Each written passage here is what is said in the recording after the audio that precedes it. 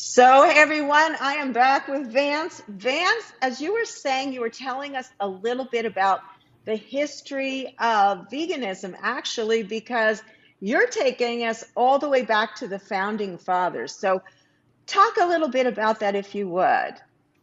Yeah, well, part of the point of what we're doing is to show people that the concept of living vegan and eating vegan, certainly at least in the United States and in North America, it goes way back beyond before 1944 when the word was coined. So we have these tours called Veg History, which encompasses both vegans and vegetarians because sometimes it's hard to tell who's who. Uh, but Benjamin Lay, for example, was an early vegetarian. He was very close to being vegan. Benjamin Franklin, occasional vegetarian. Anthony Benezet, who was the father of the transatlantic abolition movement, was vegetarian. Bronson Alcott, as mentioned in my video there, was what we would today call a vegan. So there were a lot of people who were working on a lot of these issues way back when, who, in my opinion, have helped to make Philadelphia really one of the great vegan destinations. And that's part of why the American Vegan Center is here to increase the knowledge and awareness of both how broad the whole vegan thing is and Philadelphia specifically. Yeah, that is so interesting. I had no idea. And I know on this one particular image, there was actually a church founded, and this is a picture of the first vegan flag, and it hasn't changed at all, really. Well, there was a little artistic license there that they didn't actually show up and plant a flag as though they were in Iwo Jima. All of the pictures have a little bit of a somewhat humorous edge, but it does show that. I mean, this was William Metcalf in the middle there. He was the pastor of the Bible Christian Church and wound up being the guy who got everybody together to found the American Vegetarian Society. And if they hadn't showed up in 1817 and started that, we don't know when or how vegetarianism would have taken off in the United States. But they definitely got that to happen. What was some of the philosophy or beliefs that kind of gave these people the epiphany? Because certainly that wasn't the normal diet. I mean, most people were meat eaters, of course. How did that all evolve, would you say?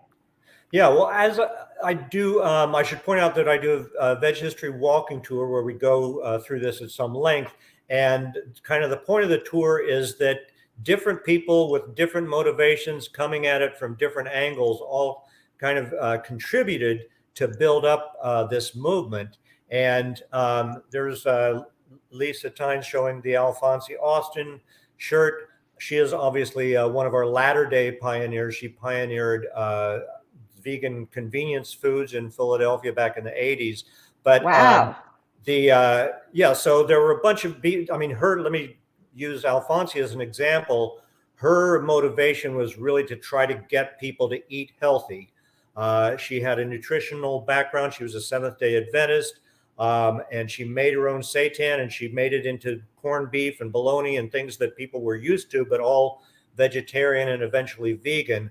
But somebody such as Ben Franklin, for example, his whole thing was trying out, interesting new scientific discoveries. So when he first had tofu, he was just amazed that the Chinese were making this kind of cheese out of plants, as he called it, Chinese cheese. And he Ah, did his best to try to get John Bartram in Philadelphia to grow some and start a tofu industry. That apparently did not happen back in 1770 when he tried that. But he was always trying stuff like that. So other people had, I mean, the Bible Christians themselves had a very firm conviction. They would cite passages in the Bible showing that God does not want us to eat animals. And so that was their motivation, was more on a moral basis, whereas Ben Franklin's was more like a scientific basis. So you had a bunch of people who had slightly different angles they were coming at it from, but all interesting. contributing to this general concept, which, as you say, was going directly against what everybody was saying in society, which is we eat animals. We've always eaten animals. We always will eat animals. And they were all pushing back against that in different ways, and saying, no, we don't have to eat animals. Here's something else. And they, came up and had to actually develop different things to eat that were going to help people kind of make the transition. That's something that we get into in the latter part of the tour. John Harvey Kellogg invented some of the first alternative meats, as we talk about. So, and again, that he had his own kind of angle on things that was not the same as everybody else. So it's really fascinating to me how different people with slightly different agendas, but all with this concept that eating animals was not something that we were meant to do or had to do, kind of collaborated to move this history forward. That's amazing. And I want to go to your website in just a moment so people can see all the different programs that you have going on. But let's take a little step backwards. Now, this organization was first initiated in New Jersey, my original hometown, to personalize it a little bit. And it's really interesting. So that was in 1960. And what was the impetus for that? How did that evolve? Or how did that happen, I should say? Right. So Jay Dinshaw, who had been raised vegetarian in South Jersey, heard about this word vegan coming out of England. And he and his brother were kind of discussing whether they needed to go vegan or whether vegetarianism was enough. They came to Philadelphia and toured a slaughterhouse and saw dairy cows being killed. Jay came out of that slaughterhouse onto Front Street in Philadelphia and said, I'm going to go vegan. I'm going to work to close all the slaughterhouses. He then went on to found the American Vegan Society. Freya Dinshaw came from England, married Jay, and as she says, married the American Vegan Society. And the two of them really starting in late 1960, they were dynamos going around the country, doing everything they could to try to raise awareness of this new concept of vegan that was new to so many people. They actually met somebody who had already started a vegan society in California, not a national society, but a local society. They got her on board. They got all these other vegetarians and vegans from around the country to kind of join in and network together so that people could, share tips and information.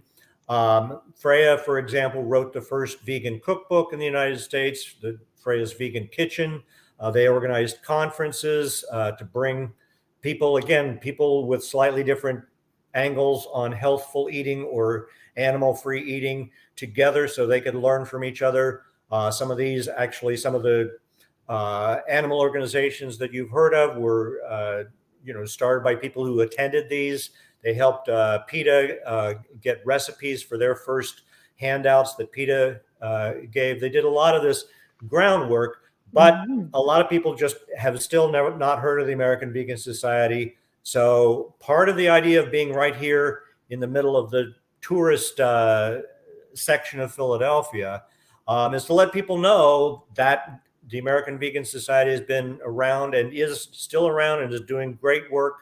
And also to be able to meet people that we wouldn't necessarily meet in traditional channels of outreach, because people just walk by on the street and say, American Vegan Center, what is this? And they come in and, we want to basically help anybody and everybody wherever they happen to be in their journey. If they're willing to take any step in a vegan direction, hopefully we can have the tools and resources to make that possible. That's wonderful. And we want to invite everyone that is watching this show to also help spread the word by sharing. For one thing, you can share the website, which I'll put up here for you. So you can say the name of it, but it's AmericanVegan.org. Pretty easy to remember, folks. And if you could share out this video, that would be very helpful. I just came back from New York and I could have stopped there and would have stopped there if I knew about it. Yeah. So this is the summer. People are going on trips. Maybe somebody wants to go to Philly and learn about becoming vegan. We certainly want to help you spread the word. Let's take a look. Let's take a look at your website here, and maybe you could lead us around a little bit. So I'm going to take another view here, but So you can kind of show us what's going on. Obviously, you have a really cool logo. And I wanted to mention, if I haven't mentioned this before, that you were the individual that did all the artwork. I don't remember if I mentioned that. Did you also do this logo? No, I'm not. AVS has a graphic designer named Carol who does great work. She designed that logo. I mean, I'm a cartoonist, so I've done some of the cartoons that you were showing. Right. I did that, and I do also for American Vegan Magazine. You can see that cover of the latest issue there. I've done some illustrations for them as well. So, but I'm Oh, not. I don't want okay. to take credit for everything on the website. I have not been No, I understand. Let's creating look all that. around a little bit here. So what you're saying here, these are covers from the magazine that I'm looking at? First, the one that says American Vegan is a cover of the American Vegan Magazine. Ah, Next to that, yes. American Vegan Garden Party. That's their annual event, which is they haven't had happened to be able to do in 2020 Right. or 2021. So tomorrow they're actually finally coming back with the garden party. In case anybody sees this in time and is in New Jersey, you can get over there. They're doing that from late morning through the afternoon, and it's going to be a great thing with Dr. Michael Clapper is going to give a talk. Freya Dinshaw, who's now the president of AVS, will look at her 60 years working for the American Vegan Society. It's always a lot of fun. Yeah. Great, great. And I did want to jump back in for a good one of our very loyal fans asked if you could talk about what religions, and then we'll move forward. I know I'm stepping back a bit. What religions were vegan initially? Do you have that? Do you know that? Let me bring up his question. I didn't want to not Well, ask that that's for him. Yeah, I mean that I don't know of a religion that exists today that we could say this religion was vegan initially. There are a Uh-huh. lot that have a lot of overlap with veganism. Obviously, there's a lot. Seventh Day Adventism has a long-standing tradition of encouraging vegetarian eating, which often includes vegan. I mean, a lot of Seventh Day Adventists will make a journey. Alphonse Austin, who I was talking about opened her stand in the Reading Terminal Market as a vegetarian venue. And by over the course of 30 years there, she evolved it into a vegan operation. But there is a lot of fascinating history with the religion aspect. One that I wanted to mention particularly is the Ephrata Cloister out in Lancaster County, Pennsylvania. This still exists. You can go visit it, and they had a vegetarian cloister. They were taking off of Swedenborgianism. There's also a lot of a vegetarian strain in Swedenborgianism, which the Bible Christians also picked up on. But at Ephrata, I wanted to just point out they had a choir where the choir master had rules for what people could eat, and he actually prescribed for everybody that they eat a vegan diet. He didn't have the word vegan, but he went and said, you stop eating this, if you're going to sing well. But he actually had what we would call a vegan motivation, because he says when he introduces these items, he says, now we come to the foods which we with great injustice take from the animals. So he definitely wasn't just doing this because of some crazy ideas about vocal production, but he Mm-hmm. actually had this vegan aspect. So this is back in 1745, 1750 that they were doing this. And again, a lot of people just don't realize that there were these groups of people like practicing what we would now call veganism, throughout history. And probably there are more of them than we even know of today. And I'm hoping to track more of them down.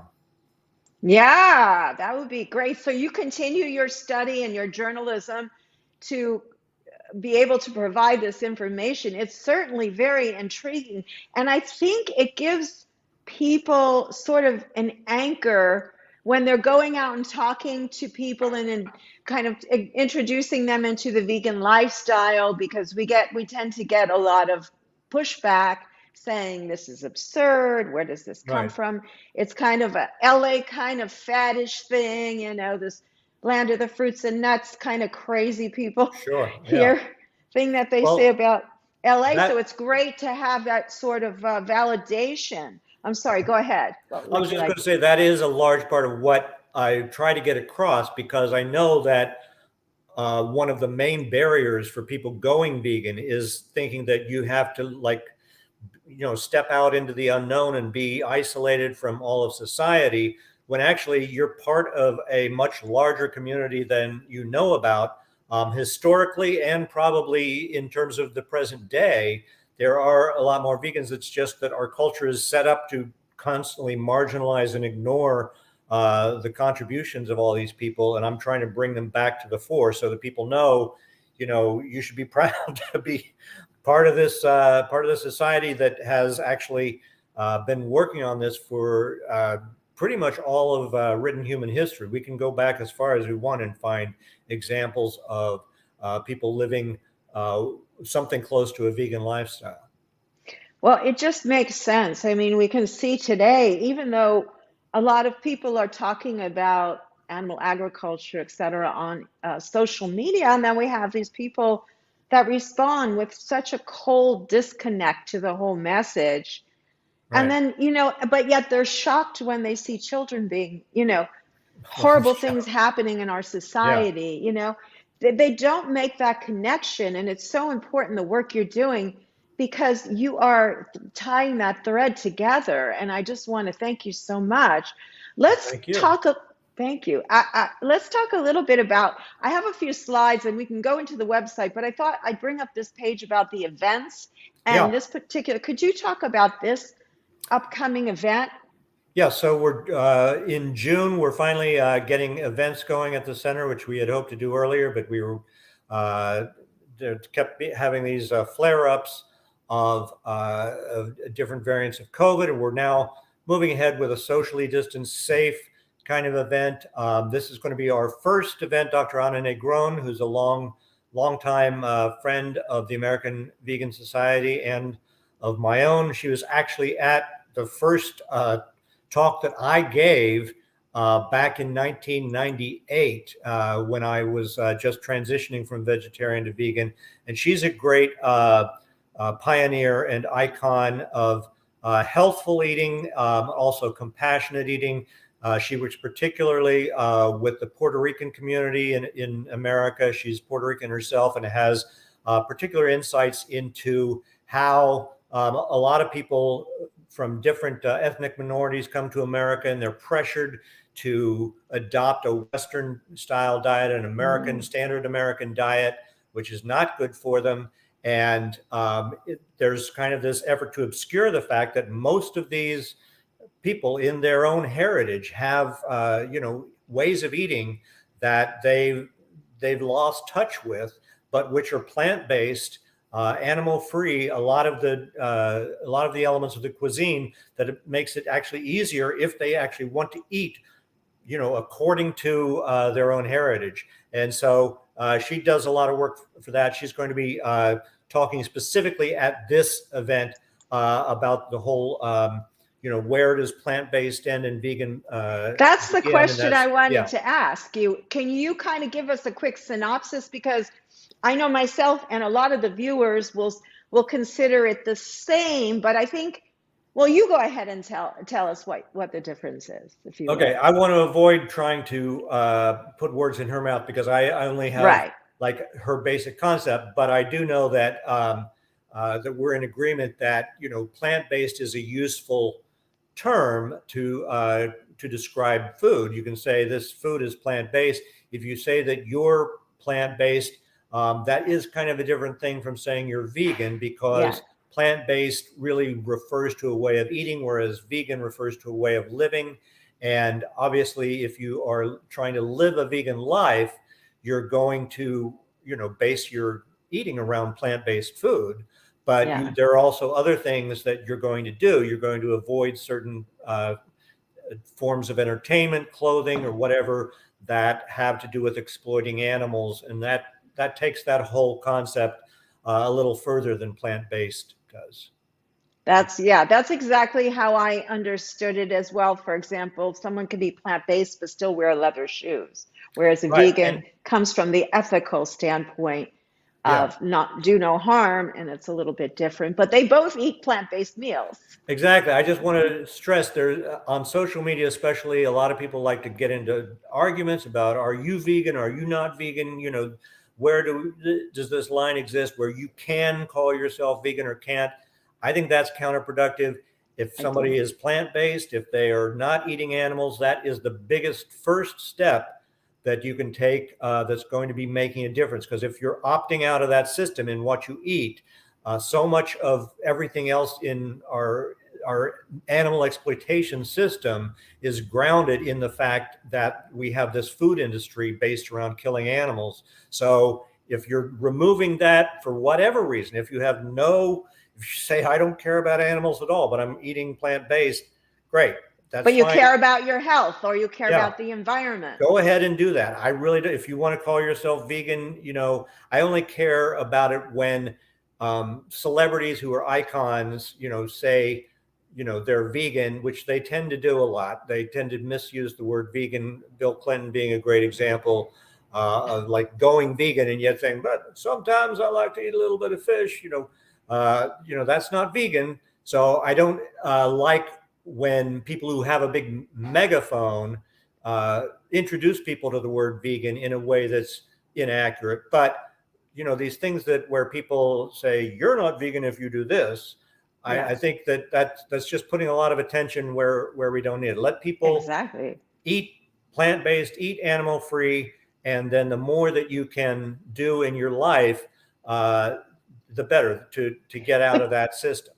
But don't you think it's sort of a natural transition that people even start off for their health and suddenly, I've had a lot of people tell me this, they started off, I think I'll try it out a little bit. And that's why it's not bad to, you shouldn't discourage people. They want to tinker with being vegan. We shouldn't look down on that because most of those people start to evolve into vegans. And they go, well, I started off here, but now I like light bulbs start going off. Maybe it's because a lot of the arteries stop being clogged and your brain starts working better. Yeah. I'm just joking, but folks, Yeah, but I do think I have seen a lot of people who originally like just do it for health reasons, but then once you do that, once you drop the assumption that we have to eat animals for our own health, and once you find out, hey, I feel even better now, so I don't, that wasn't necessary, that makes you start kind of questioning and saying, well, you have to look a little more into the whole situation. And I think that does get people into the whole larger concept that there is this system to exploit animals and kill animals that is just going along on its own inertia, and it's self-justifying. But we don't have to contribute. We don't have to justify it and make it continue. We can opt out, and we're perfectly right to do so. right. And not only is it's important that we do because it has so much effect on climate change, on wildlife degradation, and everything else, really. I mean, animal agriculture is tied into, big farm, everything. It's sort of a whole system. And I'm not just saying this off the cuff. I've been interviewing people. I've done maybe 150 interviews on the subject, and it all points back to one thing. When we don't have our minds and our life right, it throws off the balance Right. everywhere and in everything. So that Yeah. putting it very simply. I want to, before too long, I want to remind everybody to please share out this video. Go visit AmericanVegan.org. If you're in Philadelphia or New Jersey, that area, the tri-state area, please go visit the society. Get the word Yeah. out. Do videos, Even social Delaware. media. Yeah, Yeah. yeah, the whole Everybody. area. And let's show your website again. And then maybe I'm going to move over to here, another view, but you can kind of guide me around. You'd like to show and talk about a little bit. Go ahead. Yeah. Well, I mean, the American Vegan website is kind of taking a lot of the work that Jay and Freya have done and trying to put it into little kind of bite-sized nuggets for people so that wherever people are coming from, they can try to find, or they can find something that's going to speak to them and something that is going to give them information that they're looking for or help to inspire them, give them motivation. Ahimsa is a particular concept that Jay Dinshaw helped to bring into the American conversation. There are more people, I would say, who know the word ahimsa now because of Jay's work than there were when he started in the 1950s. And he was very much influenced by Gandhi. He was a big fan, so to speak, of Mahatma Gandhi, and he felt like Americans needed to understand ahimsa, which means non-harming, and he actually coined the term dynamic harmlessness to get that across. Because when people think non-harming, oh, okay, I'll just sit back in a chair and not touch anything. That's not what ahimsa is. It's about informing the way that you live your life. Everything that you go out and do, you're trying to do the most good and the least harm at the same time. And here's one of the FAQs. Do we have people? A lot of people have, questions or objections that some of these are drawn from Jay's writings. And I should point out that he did a lot of writing.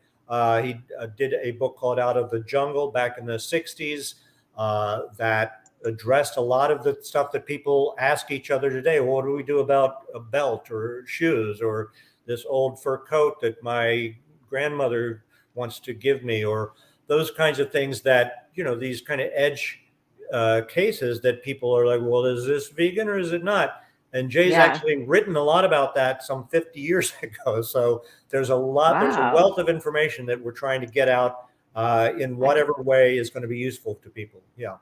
Yeah, I can see you have so much interesting information here that if someone just kind of wants to start off by doing some exploration on their own, your website is an amazing spot to do it. I know there was a section where you actually have food or how to be vegan. Would that be it? Where you talk Well, yeah, about that's one of you the pages that has, some different recipes and alternatives that you can eat. And that's one of the yummy. main questions that people have, because our mainstream culture just centers meat and cheese and dairy and eggs so much that people have a hard time conceiving, if I get rid of those, what's there going to be What- left to eat? And so there's there's actually a lot of stuff left to eat, and we go into some of those alternatives. Yeah. Wow. Well, I'm very interested. I'm going to do some research on myself on your website. Let's Great. show a couple more. You're welcome. Let's show the little video tour of the facility here.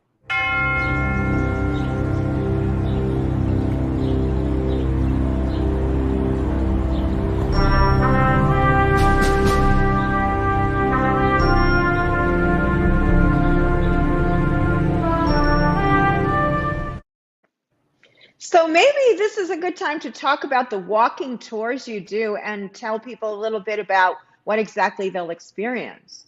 Sure. Well, it's a 1.3 mile tour around Old City, and we walk through the places where these vegetarian and vegan pioneers, were doing a lot of their activism and a lot of their work to try to wake people up about the concept of animal-free living.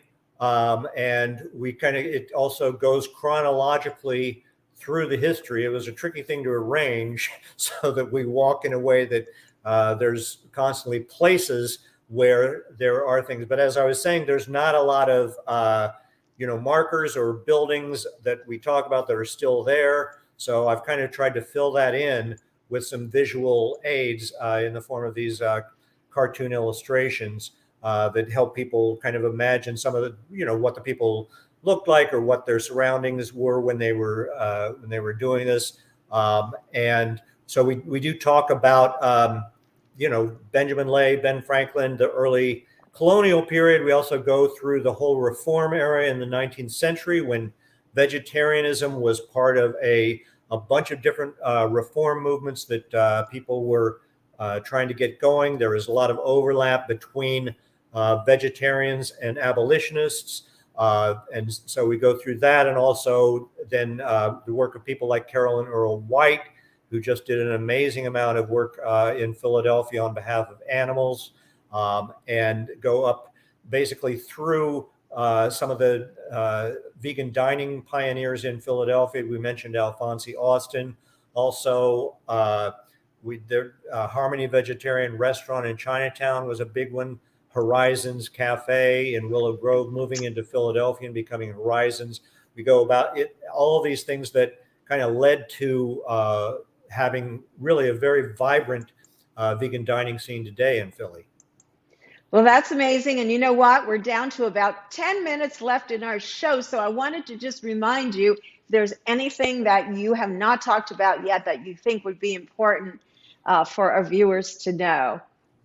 Okay, well, I will just point out the American Vegan Center. I mean, this is a place, if anybody is around this area, it's worth coming to. And if you're thinking of taking a trip somewhere and thinking, I wonder if I should go to Philadelphia, part of the concept is we want to make Philadelphia an even more attractive destination for anyone out of town who's thinking of going on a vacation. And if they are vegan, your first stop should be to come to the American Vegan Center, because we have information on vegan restaurants, vegan events that are coming up here and elsewhere in the area. We try to, network and do synergy with other groups. We're going to be having the Peace Advocacy Network does a vegan pledge program that we're going to be hosting some of their meetings here. So we are basically trying to help anybody and everybody to get wherever they want to be in terms of going toward veganism, or if they are vegan, to make it easier to just live day to day as a vegan, to stay vegan, to eat vegan, and to inform people if they're just like starting out and they need questions to answers to questions. Obviously, we have some of this on our website, and that's accessible to everybody around the world. But there's people who walk in who have never heard of us, don't know the website. So we're able to help, hopefully, everybody who has any kind of impulse to take a vegan step. We want to make that doable and make it fun and enjoyable. I will say we also have a line of T-shirts that we have some veg history themed T-shirts and some more fun, colorful aspects. So we're trying to help bring the vegan thing in popular culture more to, there's our Dynamic Harmlessness baseball shirt. That's one example. Also, Jay, Round the World. He did a Round the World tour in 1967, 1968. He didn't have tour shirts at the time. So we did one for him in 2020 to celebrate that. He went to like over a dozen countries giving talks about veganism back when just about nobody had heard the word. And now, thanks to the work that Jay and Freya have been doing across decades, now more people, certainly I would say the majority in Western culture have heard the word vegan, even if they may not be completely clear on what it is, depending on who they heard it from. If they heard it from Bill Clinton, they may have a little bit of a skewed idea about it. But even if they hear it, that's good. They can then say, well, I want to find out more. And we want to be here for anybody who wants to find out more. And I love this. I would love to get this T-shirt. We have the dog and the calf running together. There really is no difference. They both want to live. They both want to have fun. We see chickens as well and other animals. So that's I think Gretchen Ryan. She's a painter. She hand painted. Yeah. Wonderful. Yes. Thank you. And again, your illustrations are great, and all the artwork on here is just outstanding.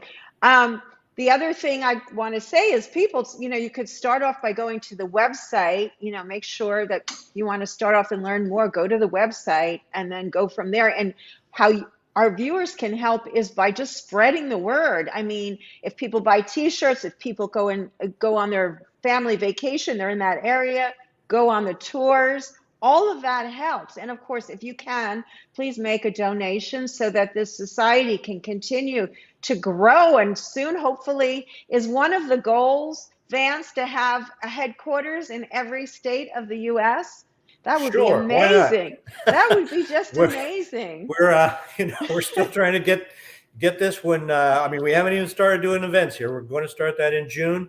We're trying to make this one be as impactful as we can. But yes, I mean, it's not necessarily even to have the American Vegan Society have it, but to show that this can be done. I mean, there have been other vegan centers here and there around the world. That's just been starting up over the last few years. And if people see this and say, I can start a vegan center in my hometown in Iowa or in Arizona or Ohio or whatever, that to me, that's going to be a win, because it doesn't have to be that they are, continuing to reinforce the brand of the American Vegan Society, as long as they are doing things to help inspire and educate and bring vegans together.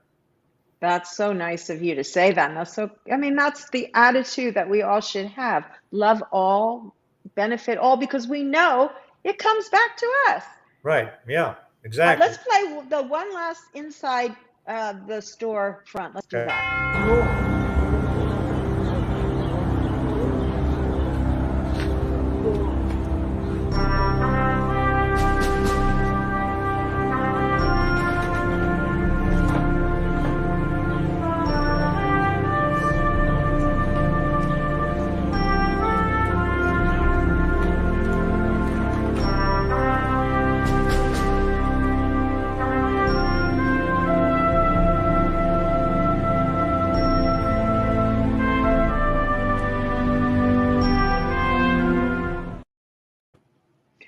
Wow. So what was in the case? Was that food that you are offering? Are there snacks or something? Or we do have vegan snack foods. Yeah, we have one shelf with shelf stable food like crackers, chips and stuff, but we also have fresh food from local vegan entrepreneurs. We're working a lot with trying to get them more of a platform to get their vegan foods out to people, especially working a lot with the Black and Indigenous people of color, who there are actually a good number of people in Philadelphia from marginalized groups who are working on vegan foods and vegan food lines that we're helping to get out there. And we basically want to, vegan food is something that it speaks for itself. And, if you have good vegan food, taking a bite of that may do more to persuade you, oh, I could live this way, than Vance Lemkool, lecturing you for a half hour about the benefits of it. So we have that, in addition to our books, our T-shirts, and everything else. We try to provide food that is going to make people appreciate. It's easy to eat vegan. Taste this and see. That's right. That's right. The taste will pull you right in. Yeah. So, Vance, thank you so much for being on today. I hope our viewers got some information they may not have had before about our historical, founders of the country, and how many of them actually came up with the same idea. Let's go vegan for ourselves, for the animals, for the environment. So thanks for being on. I hope everyone shares out this video. We'll see you next week, everybody. Take care. Bye-bye.